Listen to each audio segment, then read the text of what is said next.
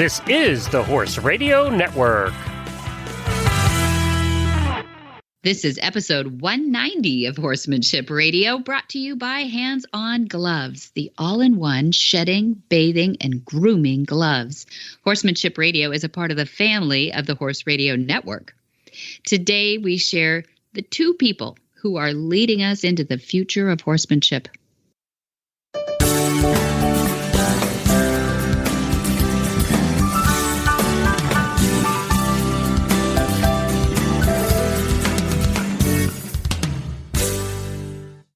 This is Debbie Laux, and you're listening to the Horsemanship Radio. Thanks for joining us. Horsemanship Radio airs on the 1st and the 15th of the month, and I have Jen with me, my producer. How are you? Woohoo!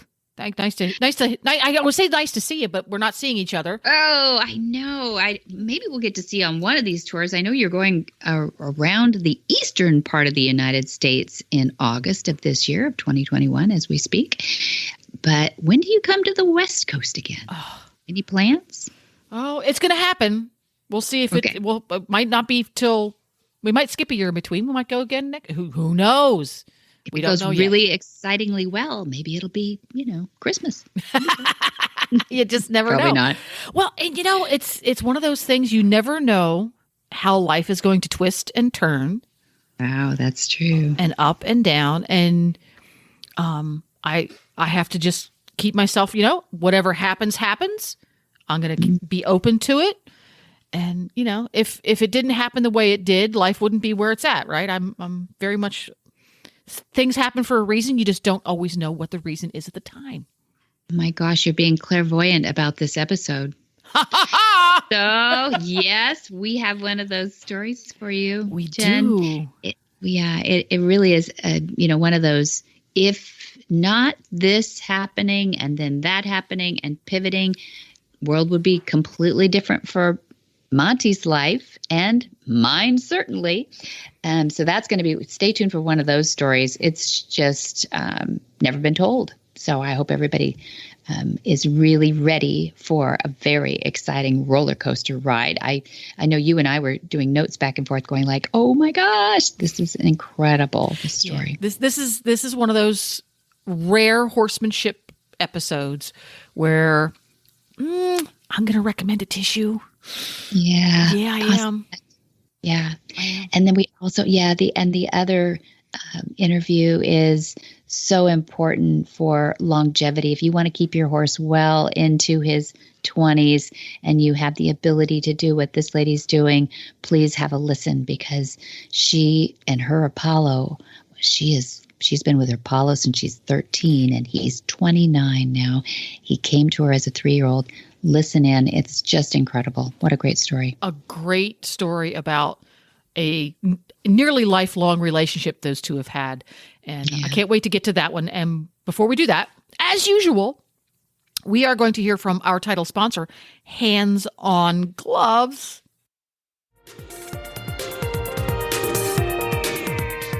Well, I'm sitting here today with Jay Michelson of Hands On Gloves. And we were talking today about the horse that has sensitive skin, or the animal that has sensitive skin, Jay. And I wanted you to help me address that a little bit. I know you've got some features to your products, but I know you know more about it than I do. So what do you do? What do you say to the owner that has somebody with sensitive skin? Our gloves are made from surgical grade nitrile. So that makes them chemical resistant, mildew resistant, because you can bathe with them too. They're made to get wet. But across the board, there's no latex in them. So it's great for any animal, any people that have latex issues. There's no latex in it. They're just your hands. And if you have a thin-skinned horse or dog, they're cats, other animals. There are many animals that don't like to be touched in certain areas. But having the gloves on, it's just your hands. You get immediate feedback if you get to an area of that animal that is sensitive. And you can apply less pressure in those areas, and you can apply more pressure in the other areas. We have professional grooms that work from us. They groom for Olympians across the board, and these guys are phenomenal. And they did a study on mainly thoroughbreds, thin-skinned thoroughbreds, and they found out that most people are grooming too light. Oh, interesting. They're tickling the horses, and went in and applied just a little more pressure, and the horses loved it. And so that's kind of some of our experience with it. We have all kinds of animals and experience with that. I think you can throw these in the wash machine. Am I right? You can. Next time you bathe your animals with them, use the gloves. A little bit of soap suds up all the way. And what we do after we bathe our animals with them, we rinse them off, hang them out to dry, and they go back to new. You can throw them in the washing machine. Just don't put them in the dryer. And just throw them in the washing machine, hang them out to dry, and they go back to new. Well, Jay, how do people find out about you? handsongloves.com. Horse and Hound magazine named Monty as one of the top 50 all-time greatest horsemen. He's the creator of the world-renowned and revolutionary equine training technique called Join Up. Monty travels the world demonstrating that nonviolent, gentle training creates breakthrough performance as you partner with your horse. Growing up on a working horse farm, Monty witnessed traditional, often violent methods of horse training and breaking the spirit with an abusive hand. Rejecting that, he went on to win 11 World Championships in the show ring. Today, Monty's goal is to share his message that violence is never the answer. Monty is credited with launching the first of its kind Equus Online University, an interactive online lesson site that is the definitive learning tool for violence-free training. Hi, Gibby. Hi, Dad. So I see that Baruna is one horse we're going to talk about today, and then we've got Sharivari or Sharivari. In 1961-62, Hastings Harcourt of Harcourt Brace World Publishing, son of Adolph Harcourt, began to work in New York at the office of Adolph and the business of the publishing company, Harcourt Brace World. And at one time, they were publishing about 80% of all the textbooks that were made in the United States of America. And it turned out that I didn't know it at this time. I had never heard of Harcourt before. Well, I guess I had heard their books in the universities I attended, but I didn't know anything about the family. And he was booted out of New York by his family because of a condition that he had that's called bipolar. He was diagnosed with extreme bipolar disease and sent to California, and he and his wife were given enough money to do fine, and so they bought a multi-million-dollar home in Montecito, and they bought property in the Santa Ynez Valley, part of which became nursery things, growing plants and stuff, and he didn't know what to do with himself. But anyway, he went to a sale with some friends, a horse sale of quarter horses with some friends, and he bought a young horse there, 2 or 3 year old, called Travel's Echo. And a veterinarian said you should send him to Monty Roberts. He's the guy. Your mother and I had 3 children. You were about 8 or so, 8, 6, and 4, let's call it. And we lived in Edna, California, on a small horse farm owned by a cotton farmer. And we struggled, and it was on that property that I accumulated about 4 or 5 world championships. The horses were doing fine. We were just struggling to keep going and travel down the road and stuff. And the veterinarian says, you're getting a horse from Hastings Harcourt called Travel's Echo. And so I get the horse, and he is everything that you would ever wish for in a pleasure horse, a Western pleasure horse. And I wasn't in the Western pleasure mode. I was doing the big things. I had won a world championship in bulldogging. I had won a world championship in team roping. And I had several world championships in horse mastership and Western things.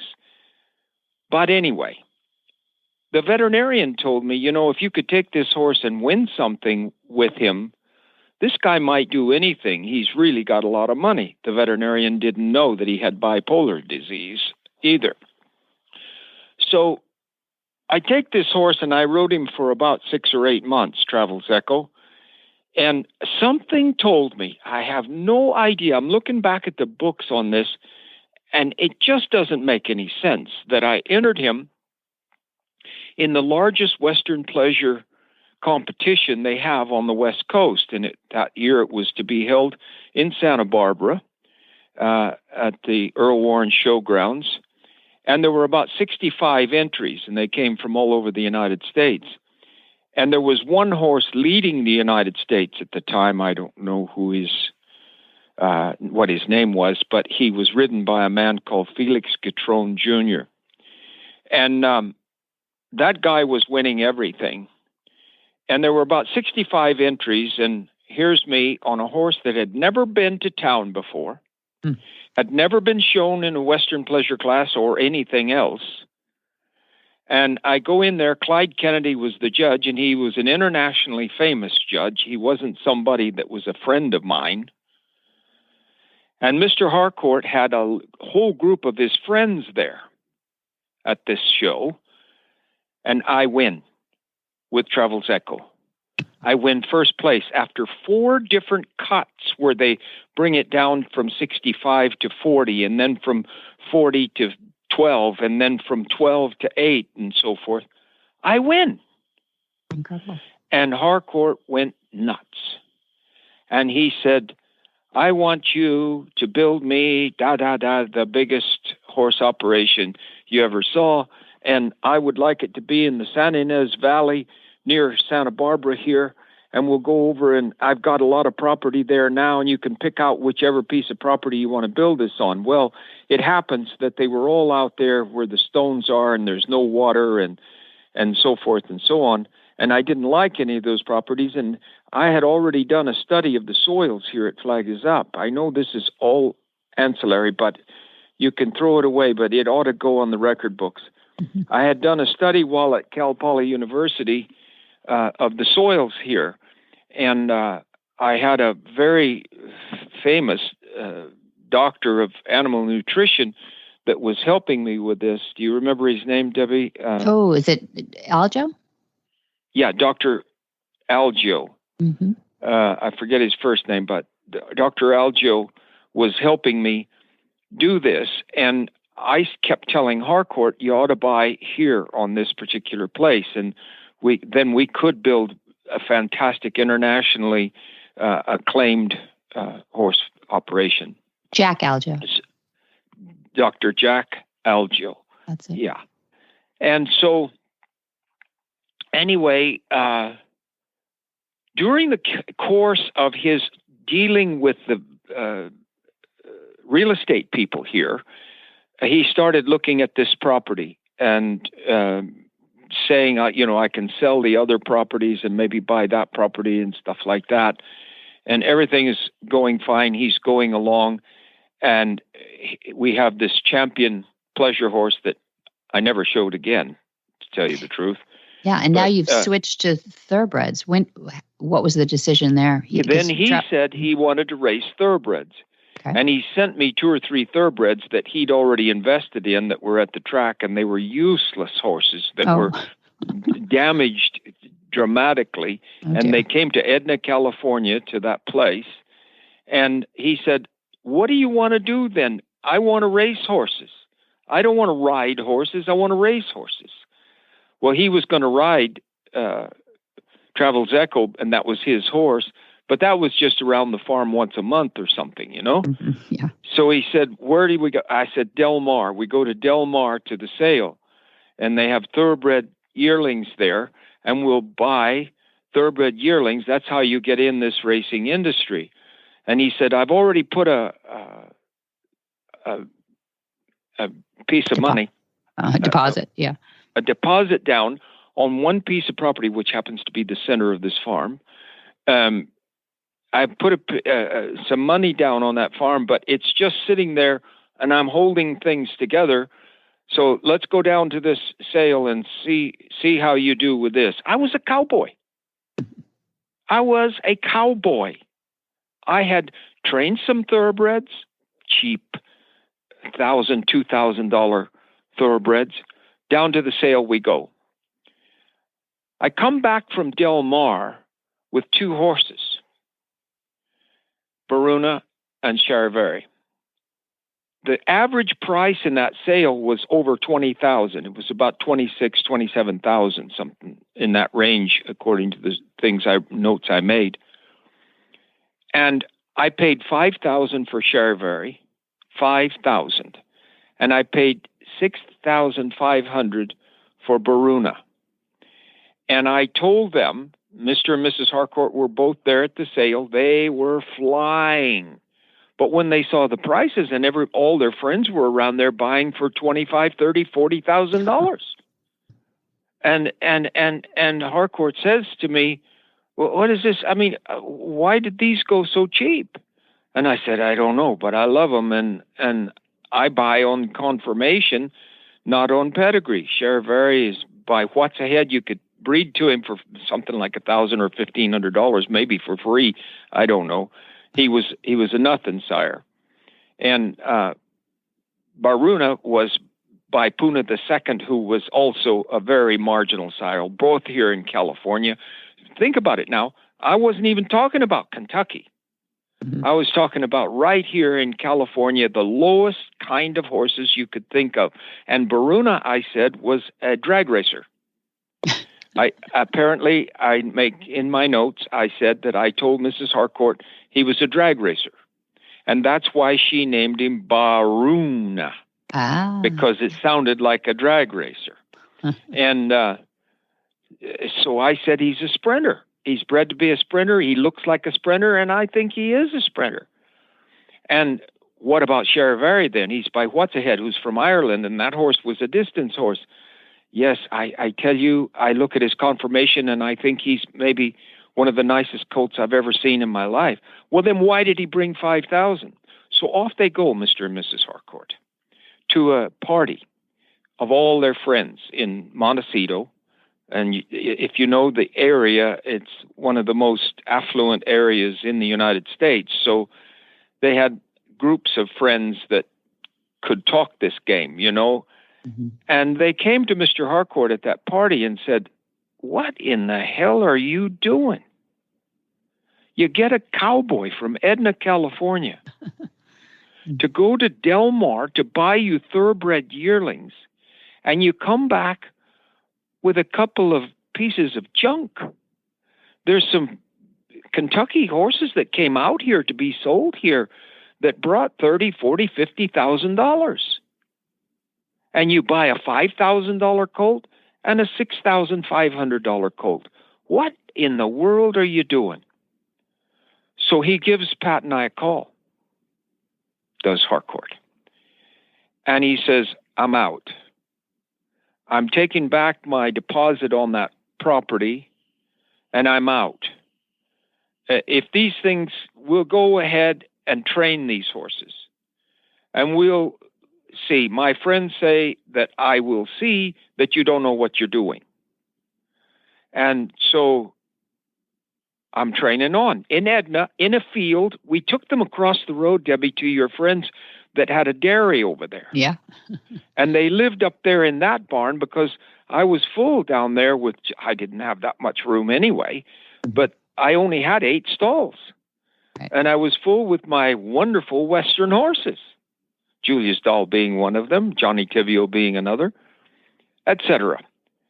So I came down each day, crossed the road there, and came into a field. We didn't have a track, and we trained those horses in the field.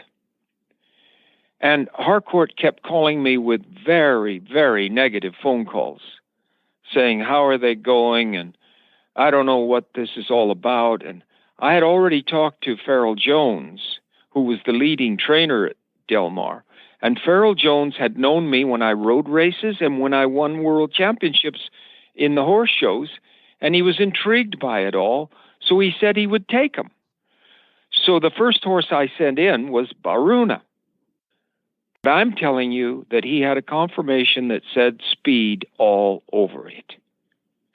And that horse, in June, of his 2-year-old year, goes from the starting gate and opens more than 10 lengths on the field before they're a quarter of a mile in the race. Oh, gosh. And then the jockey is just looking back and thinking, what's going on here? And he knew the horse was running fast. But this is crazy. He won by about 15 lengths. My goodness. In the fastest time ever recorded at Hollywood Park for a maiden. Wow.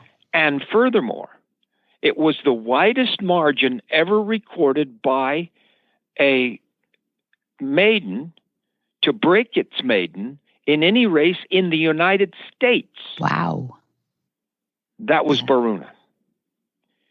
So I was in San Juan Bautista, California, showing my horses and flying back, trying to make it for the race, but I couldn't because I made the finals and I won the championship up there. So I was on the phone hearing that he won by 15 lengths in the widest margin ever, and it was all like that. When I got home, there was a call from Mr. Harcourt. I've put the money back in to that property. Mm-hmm. This place where I'm sitting talking to you now would never have existed if it hadn't been for that turnaround. Right. Baruna goes down to now he has more parties, doesn't he? And the friends come to the parties. I say, yeah, he knows a sprinter. You see, I told you he was a cowboy. He knows those quarter horses. And he knows when a horse is fast. But you can't win races of any significance with that kind of thing. This is ridiculous. And Mr. Harcourt stayed with me then and said, no, we're gonna have this farm. And in fact had put down more money on other parcels to make it a little bigger. So Charivari's coming along. Baruna goes down to Del Mar from Hollywood Park as the year goes through. That's the way it goes.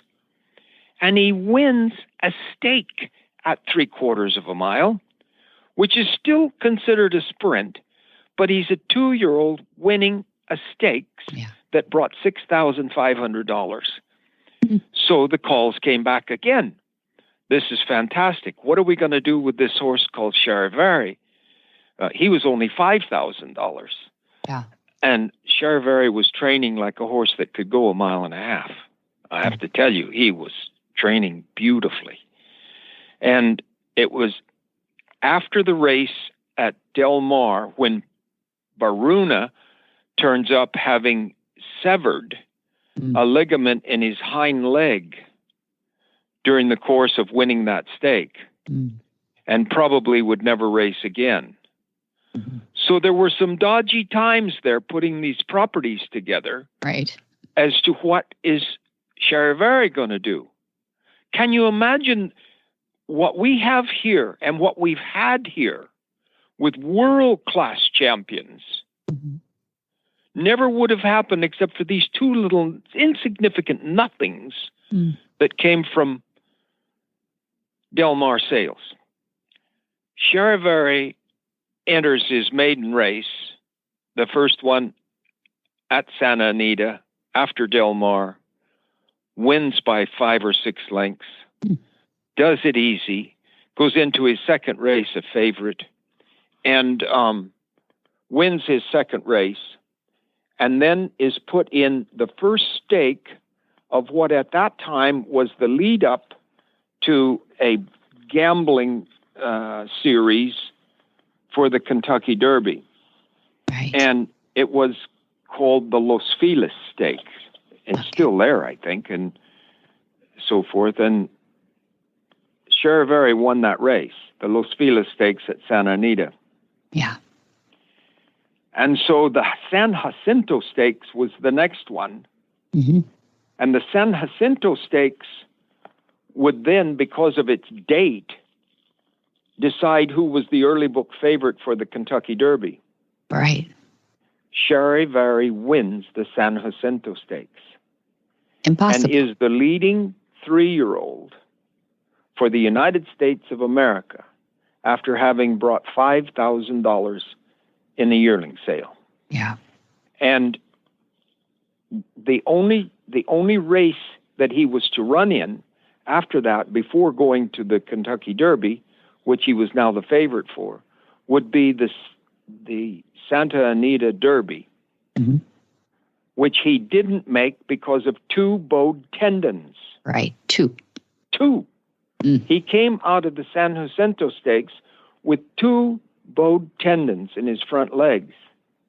And I brought him back to the farm here, devastated, but at least the friends stopped saying that I couldn't find a horse that could run around 2 turns or be world class. Right. He was a world class horse. There's no question about it. Right. And I said, let's put Baruna and Sharivari together, and let's send them to New Zealand, where they have staying mares. Their races are staying races, and they breed staying horses. They run 1.5 miles and 2 miles and that kind of thing. Yeah, longer. And races. if we hit there with a couple of sires for sprinters, we could just own their mile races and anything shorter. So we sent both of them down there. It took a year to ship them down there. And when Sharivari and Baruna landed there, they loved Baruna, but he was finished. He couldn't race anymore. And I got a call back from this guy that Mr. Harcourt chose, who was part of the government down there, put him in charge of these horses and made him the general manager of the 2 of them. And the guy calls me and says, these tendons are perfect. You can't even tell that they were bowed. And I said, no. What are you talking about? And he said, well, I'd like to put him in training down here with the leading trainer in New Zealand. No. I love that horse. I don't want to cripple him. I don't want somebody to call and tell me they've put him down on the racetrack because of a tendon problem. Take him to the farm, book him to the mares. He said, I already got 100 mares booked to him. And they could only take 60. That was the rules at that time. But they could choose the best 60 to breed to him. And on Baruna, they had 40 mares already booked, and it was like 6 months before the breeding season was to start. So I said, take him back to the farm, leave him there. 2 weeks later, I get a call. And he says, this horse is in training, Sharivari, with a leading trainer in New Zealand. And he says he's absolutely perfect. And if he were to run 3/4 mile, there isn't a horse in New Zealand that could beat him. And I said, he's been a year off. And he's shipped on a boat down there. And you tell me he's already fit enough to do this kind of thing? No. Take him back to the farm, breed the mares, get the money. Don't worry about it. About 3 weeks later, I get a call. He won at 3/4 mile by 15 or 20 lengths. He's the fastest thing we've ever seen in New Zealand, and he wasn't as fast as Baruna was. But he was, for 3/4, he was way faster than their horses. And I want to leave him in training because we are now in November, and the 1st of January are the championship races at all distances. No. You've won with him now. You can book all the mares you want to book. Raise his price, his breeding fee, but take him back to the farm. Well, it goes along, and I get no information at all for the longest time, and all of a sudden I get a call. He is the champion sprinter of New Zealand. He won by 10 lengths, 3/4 mile. He's the champion sprinter. And I said, what happened to take him back to the farm? And he said, well, he's the champion sprinter now. Don't knock me for that. And I said, I don't know whether to kiss you or kill you. I mean, I want this horse cared for. Oh, Baruna has a full book now, and everything is fine. And Monty, day after tomorrow is the championship mile race for New Zealand. And I said, I'm telling you, I'm going to get a gun and come down there. Do not, a day after tomorrow, you're telling me? What is the matter with you? I never race a horse in less than 2 weeks of rest between races anyway. And you're talking about a championship race at a mile? Mm-hmm. Well, I don't think they can beat him. I don't care if they can't beat him. I don't want to hear about him dying on the racetrack. Get him back to the farm. As God is my judge, 48 hours later, I get a phone call. He is the champion miler of New Zealand. The whole country. Now this story really begins to come apart because the bipolar disease has kicked in. Harcourt has told me to go to his psychiatrist and learn how to handle his idiosyncrasies. He is in trouble, and he's really headed downhill. And that was happening at the same time that Sharivari won not just the champion sprinter, but the champion sprinter and miler and horse of the year for New Zealand racing. Sharivari was one of the best racehorses this country ever knew. And if they only knew how good he was. I mean, I know his tendons went. And he had his weaknesses, I guess. But think about those tendons healing and coming back and being horse of the year in a major racing country.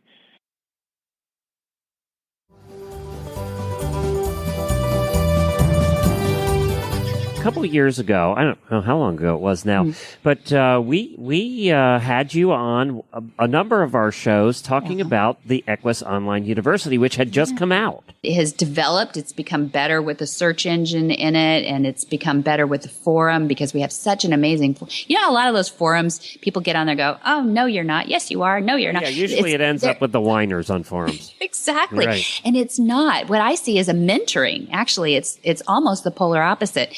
Because we do give these rosettes out for people who've completed so many lessons, and once the rosettes started, now we have we're up to 5 rosettes for somebody who's watched every lesson, and you have those rosettes by your forum personality in your profile, and so you can really see who's watched all these things. So it gives them credibility when they come in and say, "Hey, have you watched this lesson?" So people come on there and they're using it as a training tool, frankly, and they get on there. And I'm not bragging on the university as the greatest training tool, which I think it is, but it's also a great place for people to be mentored as they begin their journey with horses.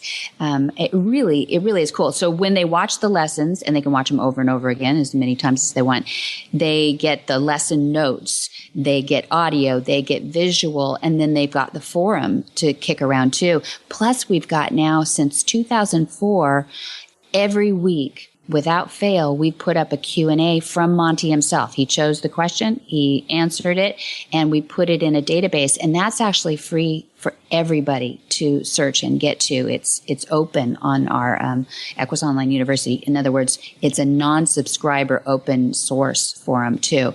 Not forum, but a Q&A base. The forum is not. You're behind a subscriber wall for the forum, just so we know who's talking. But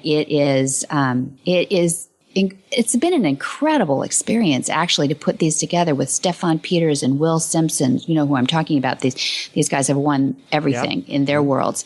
And Charlotte Bradals, and if I get started, Richard Winters, and so many guest lecturers that are on there too. So some people ask, why is it called university? Well, that's what a university is. It's not just one opinion. It's not just one deliverer. And I think that's the difference between everybody is putting out a YouTube these days, and they're free. So people ask us sometimes, why do you charge like up to $10 a month? And well, it's expensive to make the university. Everybody knows quality is not cheap, but it's really our mission statement. And I know that sounds a bit trite, but It's true. When you've worked at it for 5 years, just to get all that quantified and on there, there are just almost no subjects we haven't covered at this point. But Dad and I were looking at the list, and he goes, "Hey, I'm going to be making videos until well into my 90s." And I went, "Yes." So promise and sign here. So we do have a lot of subjects left to go, and a lot of people we want to still get on there. What do you think of it, Glenn?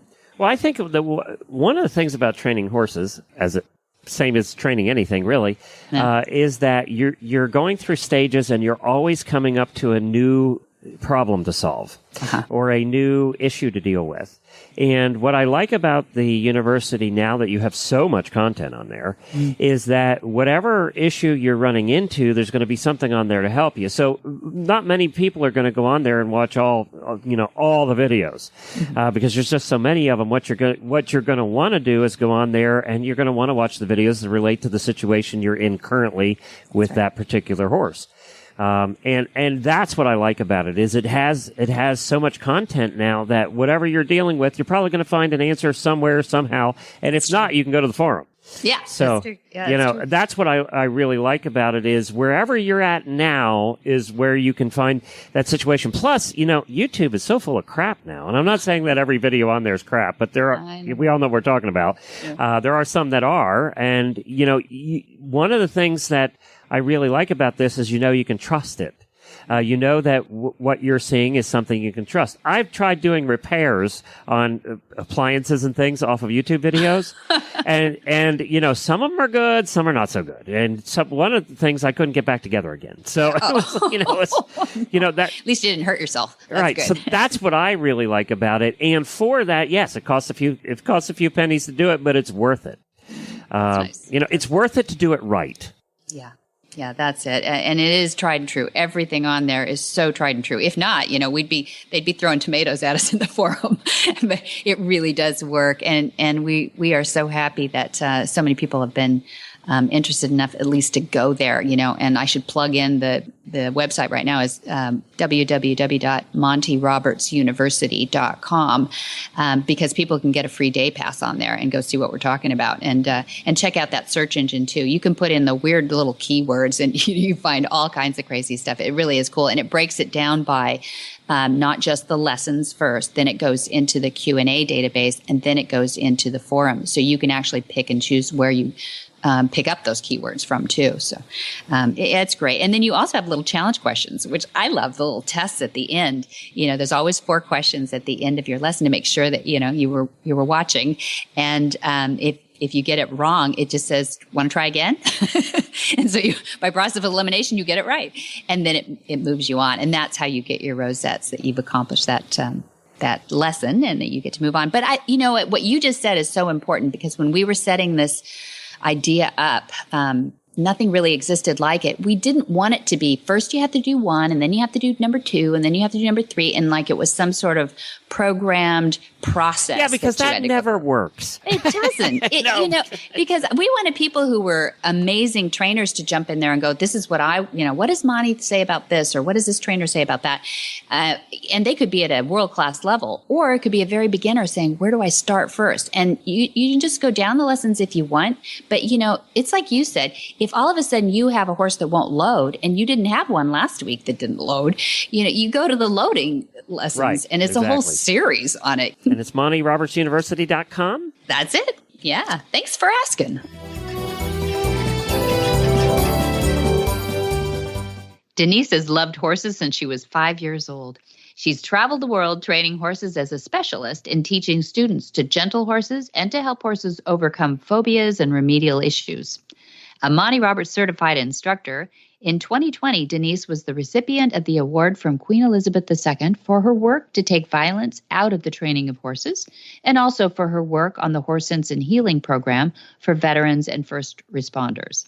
Denise is also a facilitator of the program called Lead Up, developed around Monty's concepts of join up and teaching peaceful leadership to the at-risk youth. Well, welcome back, Denise Heinlein. Exciting to have you back again. And you're hailing from Germany right now, as I recall. Yes, I'm sitting here in Germany on my computer, and like the internet is just amazing. It is. But I know you're usually a world traveler. We've talked in different places all over the world with you, Argentina and the U.S., of course.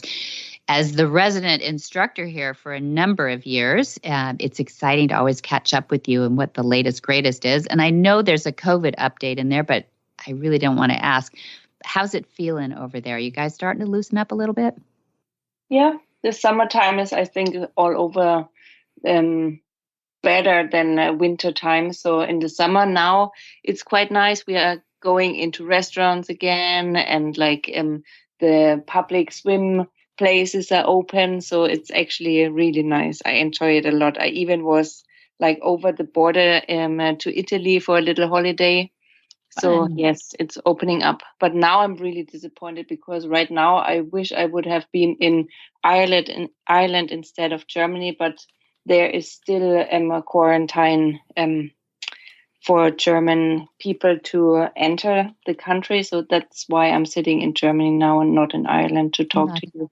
Yeah, I'm disappointed in that too. See, I told you she's a world traveler. Listen to her. So it's fun. It's fun to catch up with you though, because I feel like you're one of the greatest students and observers of equine behavior that there is, frankly. And I know you've learned from the best. Ha ha ha, that's Dad. But you're a good student. I give you all that credit for being a student of equine behavior and observation of their behaviors. But I want to take you back a little bit. I wanted to have you on to talk about your horse. You've mentioned and alluded to him. What's his name? Apollo. Apollo. And Apollo, you tell me, is 29 years old now. Yes, exactly, 29. And I owe him since he's 3 years old. So it's quite a time now. That's amazing. And did you start him? Were you his first rider? No, not really. He was lightly started before we got him because I only was like 13. And so when my parents bought him from me, he was like lightly started, and then he was with me. So I further trained him. So you really grew up together. Yes, we did. It was a lot of fun and a lot of frustration too.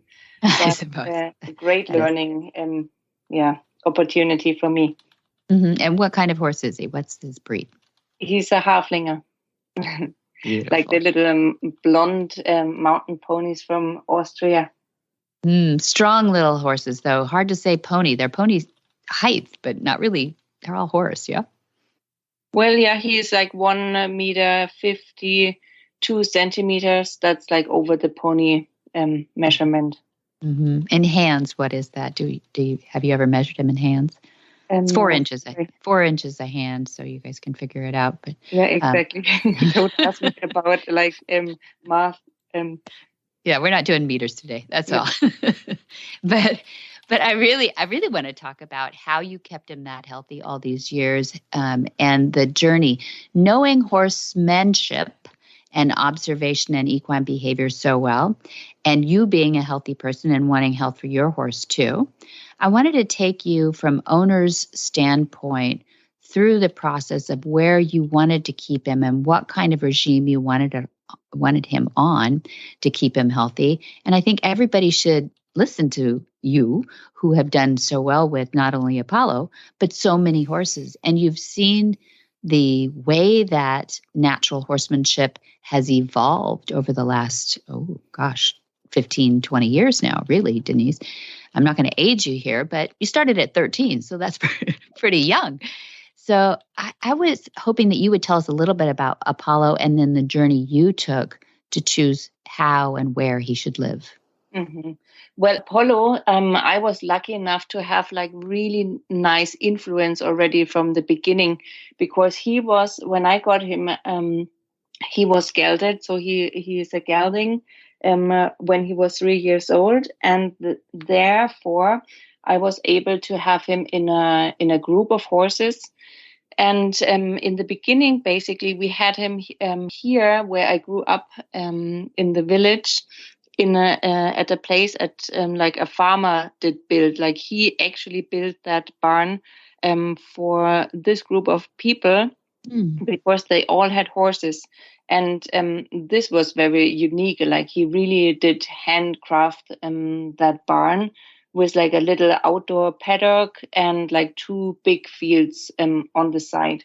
So it was basically the start of a running stable where the horses could go in and out into their stalls. Like they really had their own stables where they would be fed.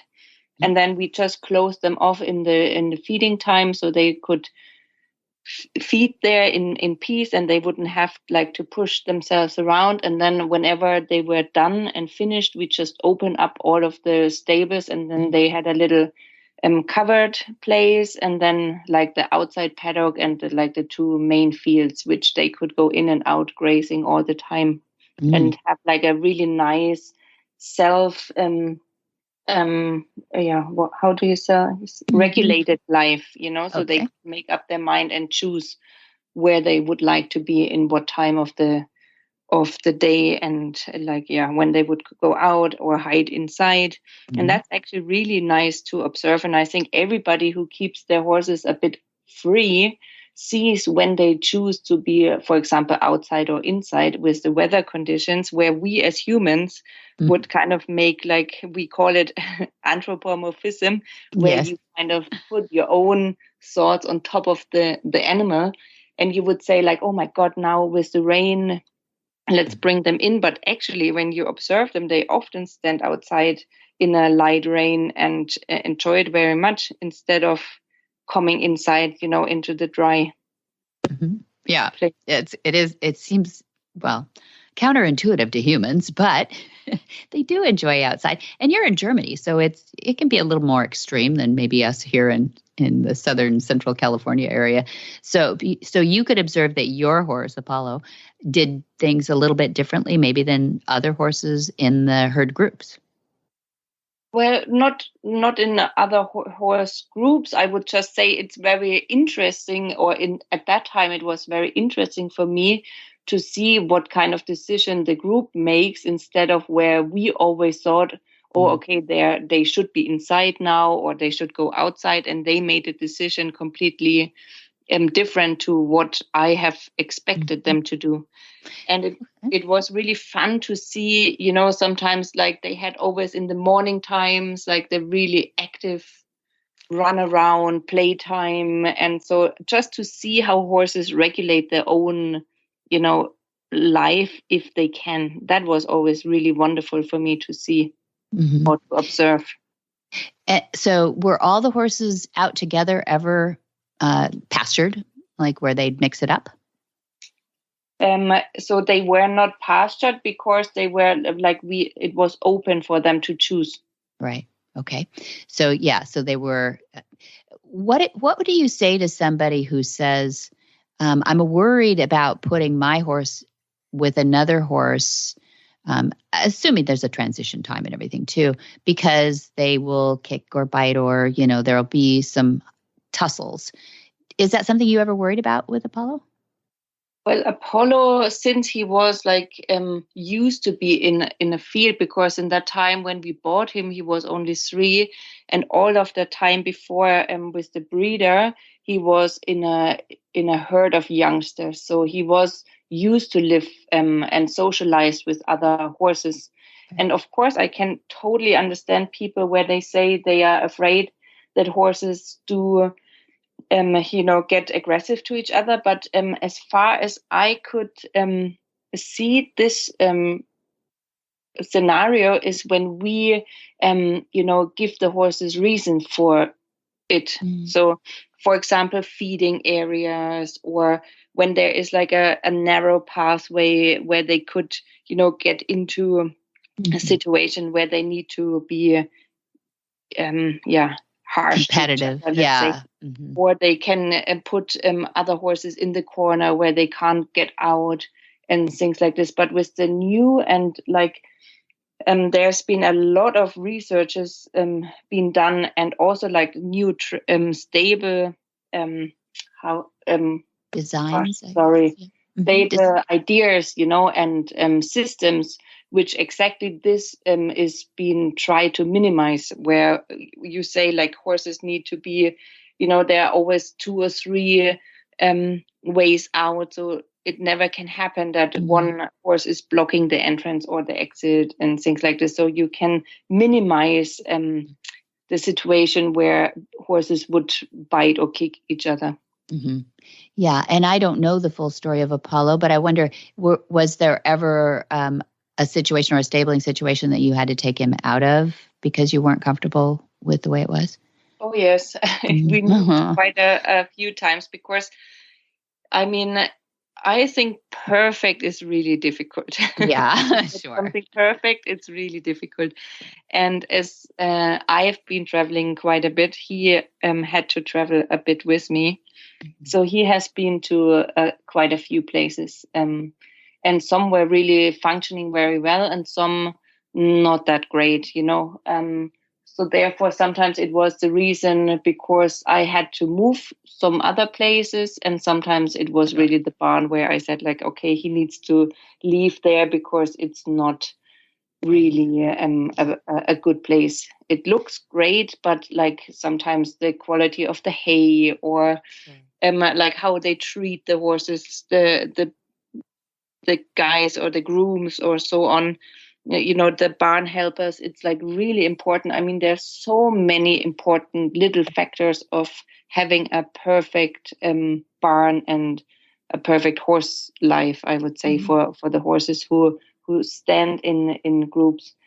And also what I think it's really important to keep an eye on how the individuals like each other. Because now as owners, we always want the perfect barn for our horse, but I think we take a little bit too less note of how the individuals like each other in the specific groups. Okay.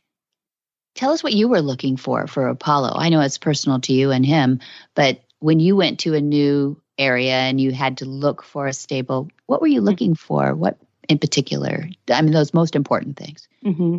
Well, I always look for enough space so they actually have like the possibility to move quite a bit without me being there every day. Since, as you know me, I'm traveling quite a lot and I always have.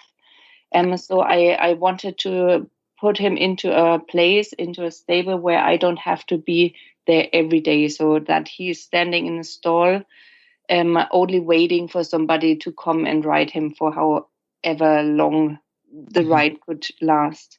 That was really important for me, so that he keeps himself, moving and healthy. And another thing is that I was looking for social contact for my horse, because I wanted to have him being able to live a life without me being there, with his friends and his herd. That was really important. And of course, a good quality of hay and food. So because of hay, unfortunately, I have his history is that he almost died when I was the longest time, like the 1.5 years in America, because of the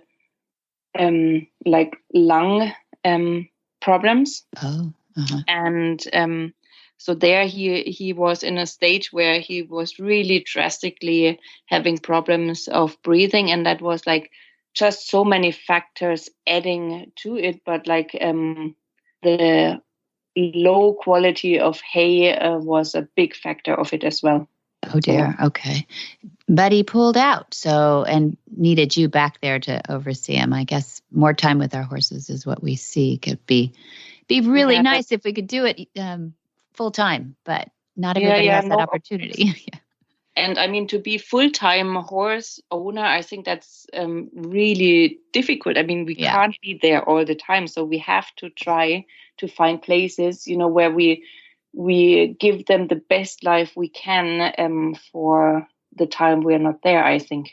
I mean, that's my personal wish for my horse. And of course, everybody else has their opinion. That's perfectly fine. But he is 29. He is quite healthy. He has a little bit arthritis. But my little niece, she calls him Capolo, actually. And she's still riding him now with her. She's not really heavy. and that's like the best thing to see, that I could have him for such a long time. That's incredible. That's right, your little baby niece. So,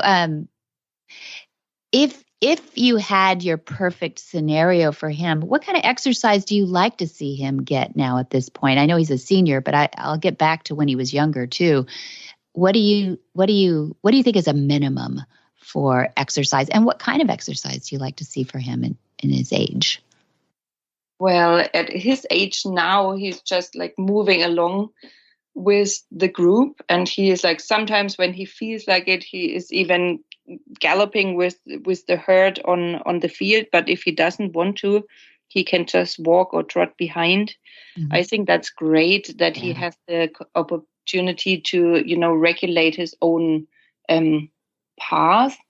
And like I have had him for quite a while in one of the track systems, the Paddock Paradise track systems. Oh yeah. And that was really, really great for him. Because tell us about that. Yeah. They try to, encourage the horses for more movement. So like the water is on one stage and the sleeping places are on the other side, and they are connected with like pathways. So the horses cannot just cross on the short way, but they have to follow like the track. And so at that place, like after the water, it was closed, so they had to walk all the way back to the food, for example. So that seemed to really, really help him and his fitness, and like he had like a good time at that place. I think it was like it's a nice idea. It's like a very great thinking of how to keep horses, but of course it is for everybody who is a little bit short on time, not the easiest way to keep their horses, because you have to go there, and find them on the track, and if it depends on how lucky your horse is and how much time it takes you from bringing him from the furthest point to the place where you can tag him and groom him and so on. So I think it's a little bit time consuming for the owner, but my horse seemed to be super happy there. Yeah, engage the brain, and I guess if you're now, is that something just for senior horses? Is that no? Or is that we had a mixture of age there, like young horses, and like they were like a few 3-year-olds and like 2 15-year-olds and 3 old ones, like 30 plus and 29 and so on. Wow, you have old horses in Germany. That's awesome, or at least in your backyard. That's great. I love to hear that they're living over 30, don't you? Yeah, no, it definitely changed. And I think it's quite normal nowadays to get like the horses to a high age. It's quite normal. Good goal, I think, because when I was a kid, that was pretty unusual. And I would grant that medicine probably has gotten better, but I think we've maybe taken a turn toward figuring out healthier lifestyles too, which is why I wanted to have you on to talk about Apollo definitely. too. I think when I started, we still had the horses in those horse stands, where they would tie them on the halter, and they would just be able to lay down and stand up. That was like pretty normal in the riding school. So no wonder that the horses wouldn't live that long if they had, this kind of life, and then you take them out and ride them around, and then you tie them back on.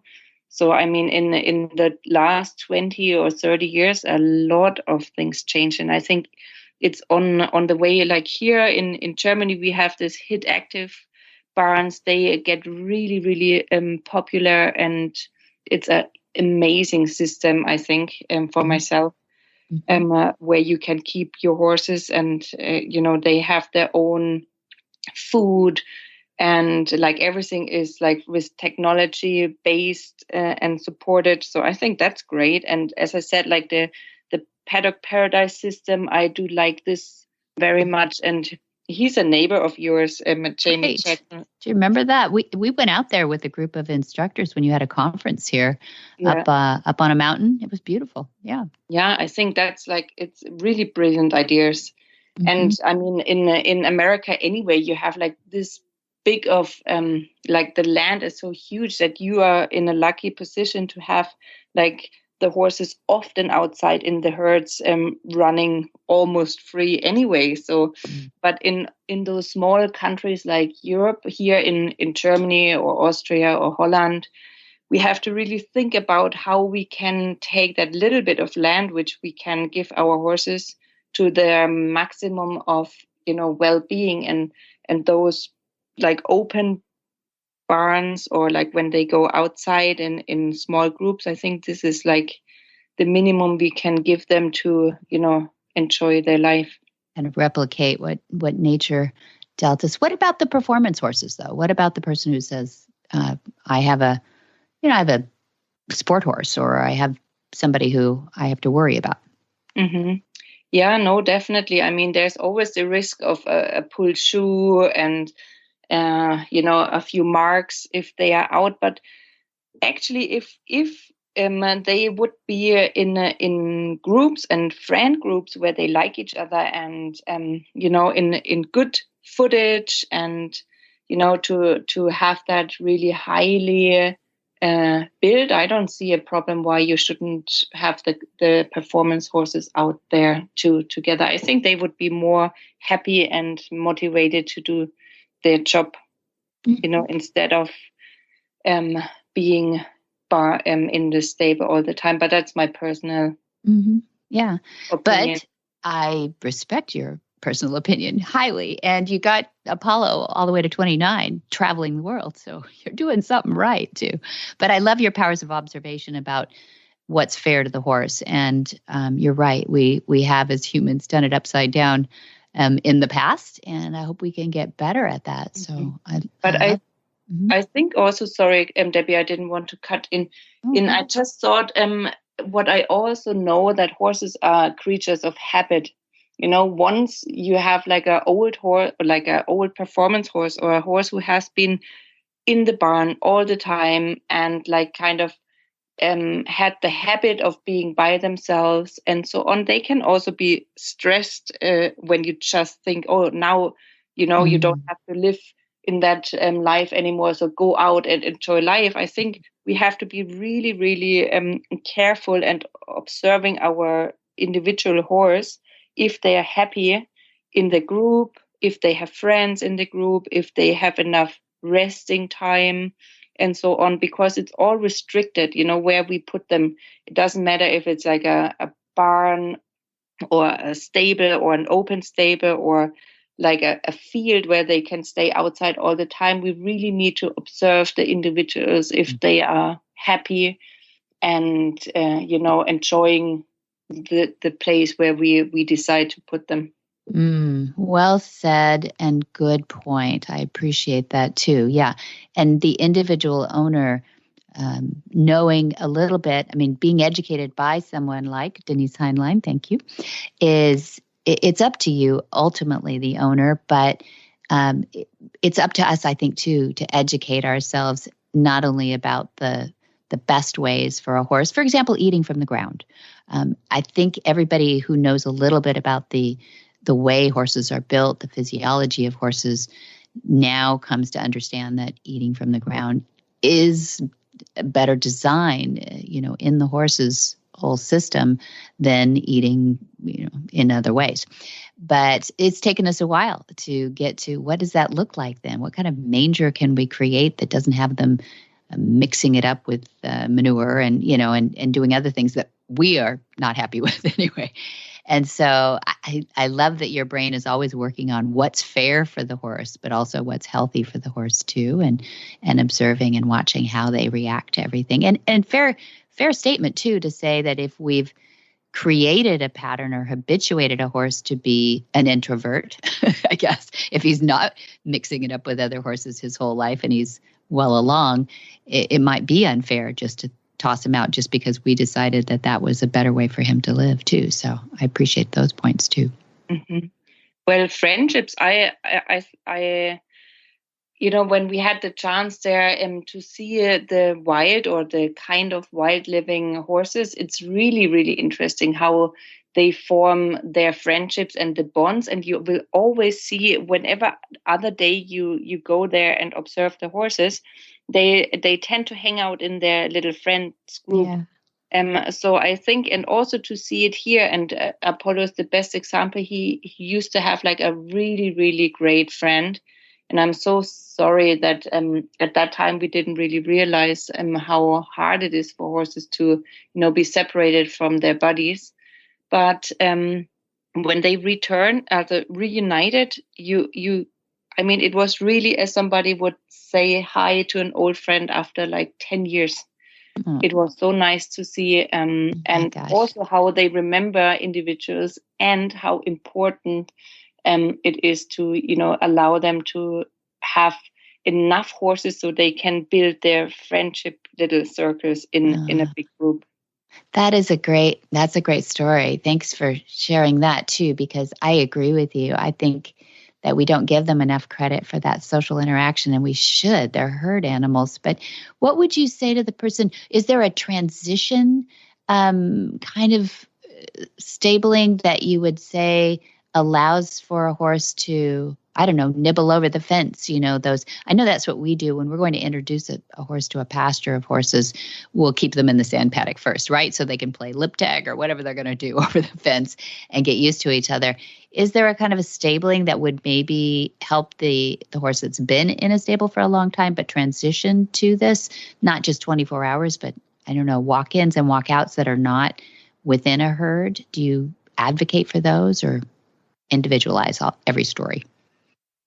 Well, most of the time, yeah, individualize. And also it has a little bit of a background in what kind of herd or group the horses are getting. The youngsters tend to have like it easier when you introduce other youngsters. So I find them morphing together quite easily. While when you have like a existing older horse group, and then you want to have like another, let's say like 12-year-old strong gelding into a like really existing group already, where you have like a few couples of quite equal minded horses. Therefore I would give them more time, and have them next to each other quite a while, so they can get to know each other over the fence, and like kind of just be side to side for a while until they don't really like squeak over the fence anymore too much, or like more or less ignore each other. And like the most important thing I would say is to have like enough space, because if horses have enough space, and like for example on a green pasture, they're more interested in grazing than like chasing the other one around. And if they chase for a little while, they don't really chase like for kilometers and kilometers. So if the other horse has enough room to go, just to get away out of the bubble from the other one, then they're fine. Yeah, it's cute. Yeah, don't rush it. Don't rush it. Make Very really clever picks on what horse should come in what group. I think that's like important. That's wise. Yeah. What about geldings and mares? Well, geldings and mares are mix it up, or geldings and mares. Yeah. I had like the one family group where Apollo was about like 15 years. No, almost 15 years. He would stand in a mixed group with like, we had like 1, 2, 3, 4 mares, and I think 4 or 5 geldings. And it worked perfectly. I mean, those horses, they really lived like a family. They loved each other, and like there was never, ever in that time he had one scratch or a kick mark or something. It was really, really harmonic. Harmonic, is that the word? That's a good word. Yeah. Yes. And so therefore it wasn't a problem. But I've had like in that track system, for example, where he was in the beginning with only mares, and he was the only gelding. I've never had him in that way before, and he loved it. I mean, he completely changed his character and took on my mares, I have to, take care of them. It was super interesting to see my own horse form that different behavior patterns with him being the man. And then like a few more geldings would come in. No, first a few more mares would come in, and he really did separate those mares away from his original little group before he allowed them to come in. And then a few more geldings were, and that really didn't work well. So because he had then the opinion to be more protective about the mares, which he normally never was. So that was really strange. That is so interesting. I think you should put on a class like this and tell us what's going on. Yeah, right. I love reading a herd and hearing it through a really great professional's eyes too. Very fun. Yeah. Well, and now when I moved, one more change, and now I moved and he is only with my geldings, and he absolutely is now the underdog, which he also never was. I mean, of course he gets older by the time I'm moving, but at the same time he is not yet forming. There was an Icelandic horse in the group, and this one was his friend, but he left, unfortunately. And now he did not find another friend in his herd, which he is standing in at the moment. He likes them and he's like hanging out with them, but not like he normally did pick friends before. So, now I want to, continue observing if he is because he's getting older, and a little loner, or because he doesn't really like any of the others. Yeah. He's just not a fan of the group. Okay. Yeah. Well, it is interesting. I know that as they get older, they do yield, I think, to some of the younger hierarchy, but it doesn't mean that that they're low man on the totem pole or pecking order either. It could just be that he's not that. Maybe he needs a goat friend or something. So I've heard people introduce other kinds of animals to the herds too, which is sometimes an interesting dynamic. Goats, llamas, different things too. So very interesting. We'll probably have to get some people to call in and tell us their stories too about introducing horses to herds and get some variations. But I wanted to take it from the expert. Apollo's owner first. Yeah, well, the expert of like 29 years of Apollo. Yeah, no, but I mean, it's really a lot of great possibilities nowadays, I would say, for the horses. And I'm loving what I'm seeing all over the world, that like the minds, are changing, and even the sport horses are getting out into the field and kind of being able to have happier lives as they used to. So that's all, I think, on a very positive way to go forward for the animals, for the horses. I think so too. Great evolution. We're finally figuring it out. The horses told us, boy, we've been waiting for you to get it right for a long time. So happy to see it, huh? Yeah, exactly. Well, thanks, Denise. Thanks for sharing your story, sharing Apollo's story, and telling us, giving us some insight about what we could be looking forward to seeing in our horses to stay healthier. Leave this world a better place than mine. The magic in the language of the herd. Welcome back, Heather Reynolds. Thanks again for agreeing to come back and give us our trainer's tip for this week. What do you got for us? Well, I think my biggest tip is no matter what discipline you're in, no matter what level you're at, if you have a specific goal in mind on the day of your event and you just want to get it done, the most important thing I can say is remember to listen to your horse, because your horse doesn't always have the same thing in mind, and it's not always your horse's day.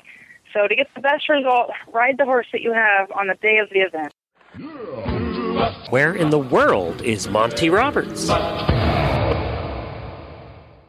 Monty is looking forward to meeting some new friends, two-legged and four-legged. In September of 2021, we've got September 1 through 3 is the introductory course module 4. That's preparing for the intro exams. So if you've taken the 1, 2s, and 3s, you want to prepare for those intro exams, which happen September 6 through 10. That's when we have those introductory exams for those people who are prepared and done all their reading and video submission to take those exams to see if they can move on to the advanced course. And then September 13th through October 1, we're going to be having advanced students crawling all over here taking their advanced courses. And then also we have a secondary one. We have them like lining up at like airplanes at the airport. It's very cool. They've been waiting since COVID. So we have October 4 through 21, the advanced course 2. And then 22 through 24, we have a horse sense and healing in October, and that's for veterans and first responders. And then November 8 through 19, we have the long version of the introductory course of horsemanship. That is the first leg of the certification pipeline. So we're excited to get people back in here and out of their houses working with horses again. And then in December 10 through 12, we have our last of the year, Horse Sense and Healing. And again, that is for veterans, first responders, EMTs, trauma nurses, police, fire, anybody who's very service-oriented who has been suffering from some post-traumatic stress. We put them in with the horses, and Monty has a very science trial-based methodology of helping these people get past some of those trust issues. So we're very excited about that. There you go. And if you were not able to commit all of that to memory, you can go to montyroberts.com where you're going to find the calendar and so much more. Even the podcast is on the homepage. All you have to do is scroll down just a little bit. Mm-hmm. Or you can go old school and call Flag Is Up Farms. There are real human beings who work there on a regular basis that know what's going on and can answer your questions by calling 805-688-6288. And for details about today's show, episode 190, go to horsemanshipradio.com and you're going to find links, photos, and more information about today's guests and topics. You can follow Monty on social media. It's a great place to find out what's going on as well as offer your opinion. Monty Roberts is the handle on Facebook. It's the one with a little blue check mark. On Twitter and Instagram, it's Monty_Roberts. And go and get the app. And if you've done that already, and many of you have, take your phone from your friend who doesn't bother with that sort of thing and go to the App Store and download it for them. They will thank you later. And our app, Horse Radio Network, is available for Android and iPhone. And you can also listen to all the shows on the Horse Radio Network on your favorite podcatcher. So pick your service. Yeah, I love getting on the app. I mean, that's the way to go. It makes it so much easier. And I get to keep up with all the new shows that you put on the Horse Radio Network. You know, in case I've missed somewhere, somebody slipped in a new one. They're really good. You guys are fantastic. Many thanks to our sponsors, too. That's Hands On Gloves. We talk about them all the time because we love them. And Monty Roberts University. And that's where we get all our knowledge. Be sure to visit all the other great shows on the Horse Radio Network at www.horseradionetwork.com. Until next time, have many happy horse hours.